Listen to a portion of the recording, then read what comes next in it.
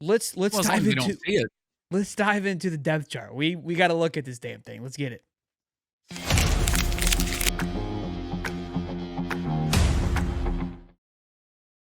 Oh boy, here we go with the depth chart. So, real quick, before I go over the depth chart, I'm just kidding. I created this Did little you graphic. I wait, want to show you this graphic that did I made here oh, because go ahead, go. I was really proud of it, right?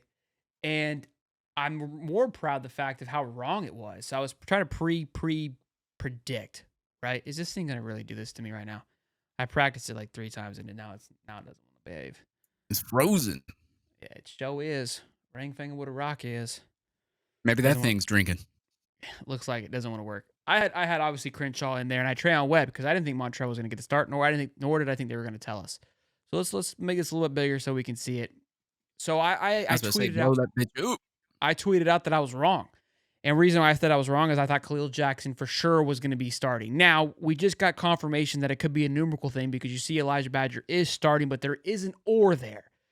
So I'm not gonna say I was wrong just yet because if Khalil Jackson comes trotting on the field, I think I won. I think I was still right. But I still believe that Badger is still gonna be effective. I love seeing Aiden Mizell in there as well. Wide receiver room, I don't think there's nothing crazy or any surprise. What's your thoughts on it, Dave? Yeah, wide receiver room. I was pretty. I would assume it was either between Badger or Khalil Jackson. It looks like Badger got the nod. I'm actually really I got to happy pee, Dave. You about got that. this. And that. Oh yeah, you go ahead and pee. And then obviously left tackle you got Austin Barber. Left guard you got Najee Harris, Jake Slaughter. I mean, pretty much you go down most of the offensive line. You probably know who's going to play. But I was kind of surprised by Cam Waits being over Brandon Crenshaw Dixon. We all heard about how we got him from the transfer portal, 6'7", 322 guy, as you can tell. And suddenly, Cameron Waits gets a nod. Now, of course, he played with Billy Napier over at Louisiana Lafayette. He was hurt. Apparently, Billy Napier has a lot of confidence in the guys that he brought over from Louisiana Lafayette. And if he turns out to be anywhere near Osiris Torrance, I'm okay with him starting at that right tackle spot. And you got tight end Arliss Boardingham. Mama Boardingham is pretty proud of Arliss Boardingham, by the way. And this is David on vodka talking to you. So just bear with me here. And then you got Amir Jackson right behind him, which is actually pretty, like, I could say it's not really surprising, but Tony Livingston's been there for a while, but Amir Jackson is one of those really. I think he's one of those kind of sleeper guys. If you ever see Amir Jackson in this game, watch out. You got Hayden Hanson. I expected that at the other tight end position there. Obviously, Graham Mertz and DJ Lagway. Montreal Johnson. I heard earlier in the week that he was practicing and it looked like he was good to go. We find out today he is good to go. And then you got Trayon Webb right behind him, Jaden Baugh, Kanan Daniels, or Jacoby Jackson. So I'm okay with that part. Justice Boone returning, which I think is going to be a really, really huge benefit for the Florida Gators because he did not play last year. He was out with a season ending injury. You got Cameron James even right behind him at the OR spot, a guy that was a top 200, top 150 guy from the 2023 class. I'm pretty pumped about that. Shelton, you back? I'm back, baby. Who are you rambling on about? I am on the other side where the defense is at. I'm doing a quick rundown for you, but I'm giving my opinion quickly. But if you want to kind of start where you were starting, we can Okay, talk yeah, about let's it, baby. all right. So look, I think the left side of the line, we see Austin Barber, Najee Harris, none of these, and Jake Slaughter. That was no surprises there. But when we were kind of just talking Yeah, about with Cam there a little bit, the right side, right? Damian George, Bryce Levitt backing up, then Cam Waits in that third position. But yeah, Cam Waits getting the start over Brandon Crenshaw, I gave you my opinion about it already, but I like the fact, again, given what we know, right? I believe that Crenshaw is going to be a better right tackle than Damian George was. And now Cam Waits has elevated past that. That speaks volumes to me of where this line truly is. And again, we criticize and we ridicule Rob Sale, and I'm up there when it comes to recruiting and bringing guys in. But something that I think Billy continues to work with him, and we saw it with Osiris Torrance, is the ability to develop the O line and make these guys work. And I think that's what's going to be on full effect with Najee Harris, true sophomore coming in, obviously winning that position over.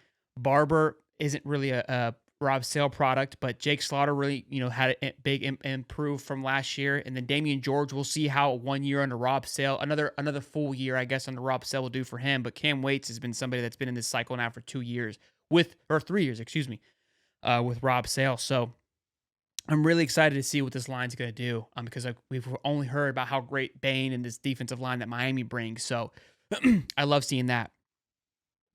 Yeah, I mentioned that earlier when you were PPing, that I was shocked that Cameron Wake. Well, I actually wasn't shocked, but I expected Dixon to get the nod there. Sure. Obviously, he played at Louisiana Lafayette with Billy Napier, so he has a lot of familiarity with him. So I actually trust this decision that Billy Napier made here with Cameron Wakes because he just knows so much about this guy from so long ago before he even came to Florida. And if he can do what he did with Osiris Torrance with him, I'm okay with this person being at Could be right something tackle as special. long as yeah, as long as you can keep that pressure off Graham Mertz, and like Graham Mertz sitting in the pocket in this game and not being as pressured is very, very dangerous for that Miami team.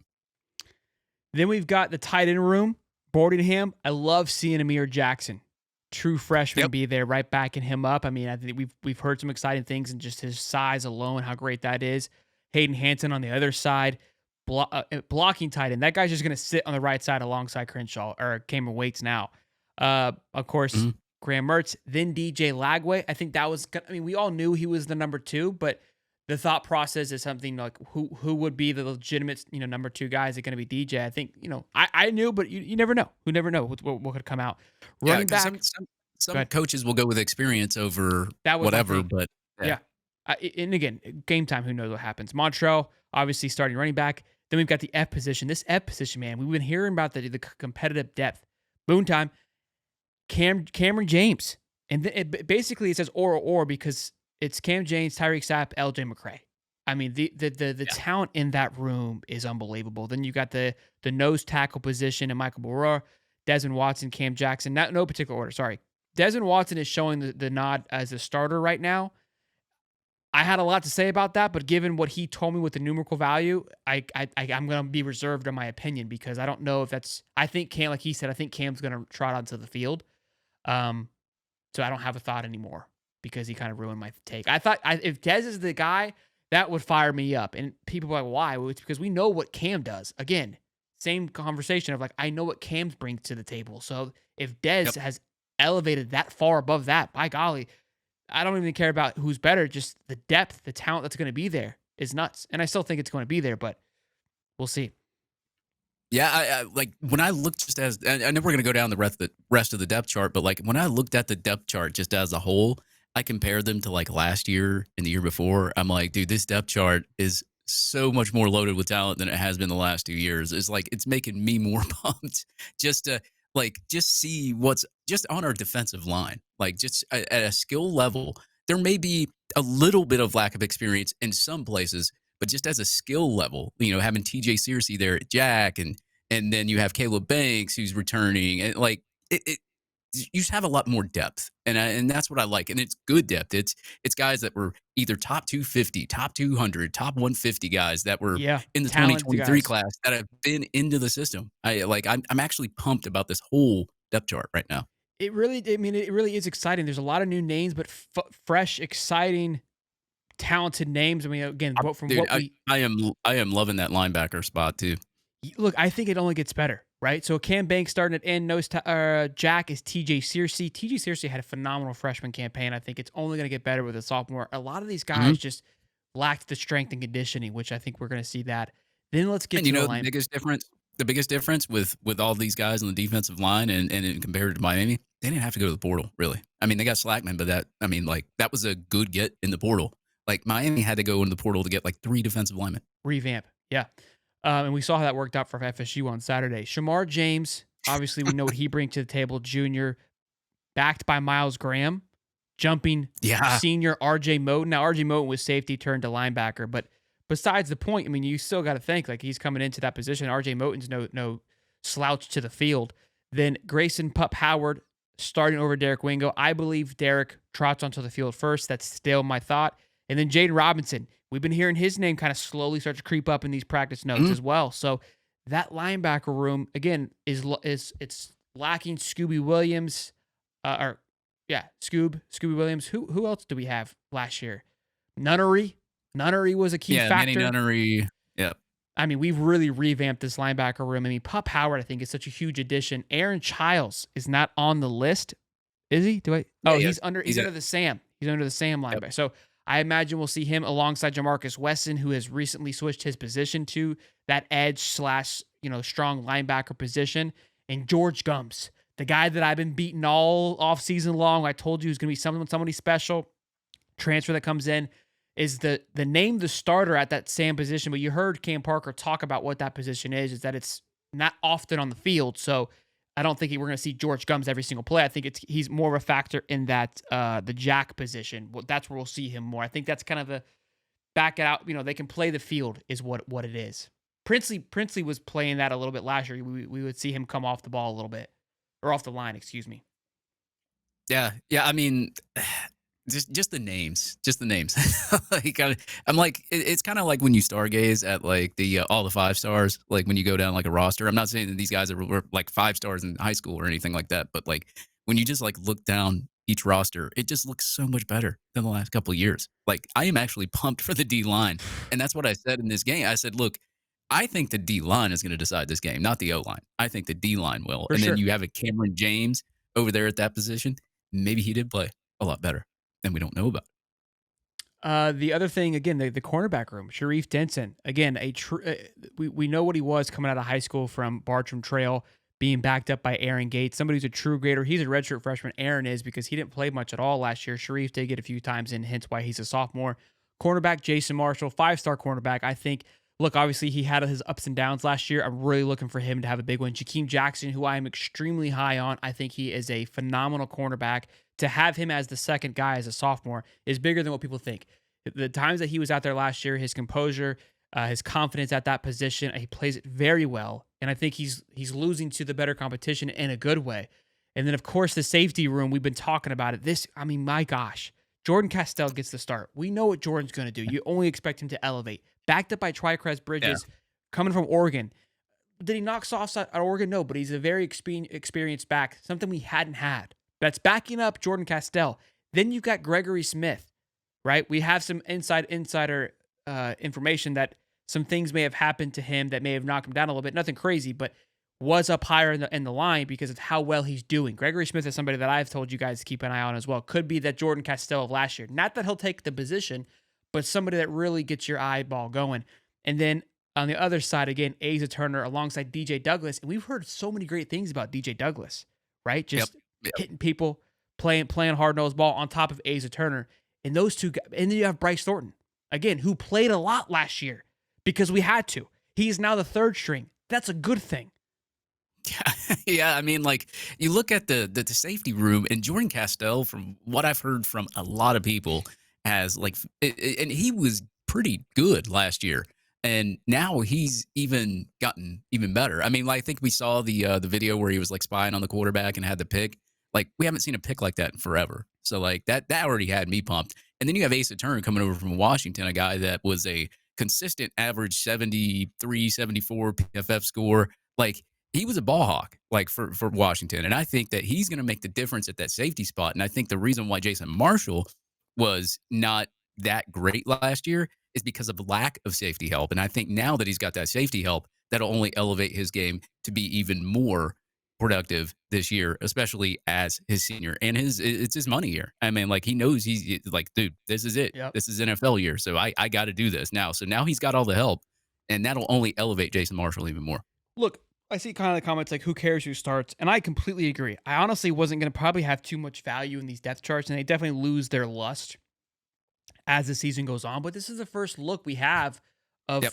what we feel to be on the field, how the team views, how Billy Napier views his players, right?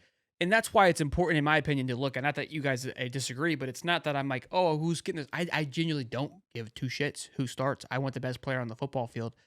And this is Yep. letting us know who they feel that is the best as of now. Then, of course, I forgot the last cornerback in Devin Moore, backed up by Dejon Johnson, a true sophomore, and then Jameer Grimsley, 4-star/5-star cornerback that was a late minute transfer from Alabama. So Fletcher Westfall's up there in that third spot for left tackle, which is huge as well. Again, Christopher Williams, that left guard. I've been talking a lot about him this offseason. Had an incredible PFF score.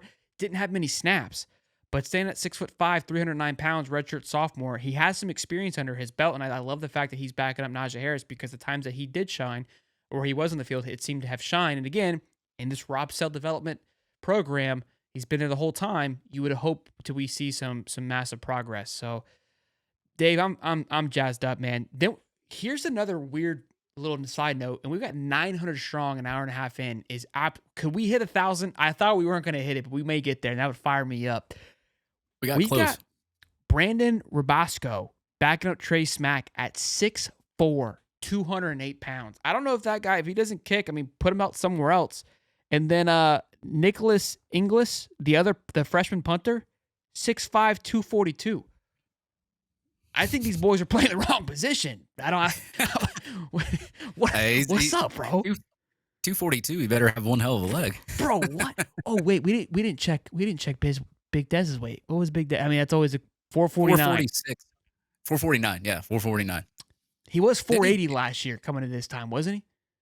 Yeah, I think he dropped down to like 436. It's all muscle, man. All muscle. I mean, I would love to know what the muscle mass is. And then you guys see here, you might freak out. Montreal is the starter for kick return.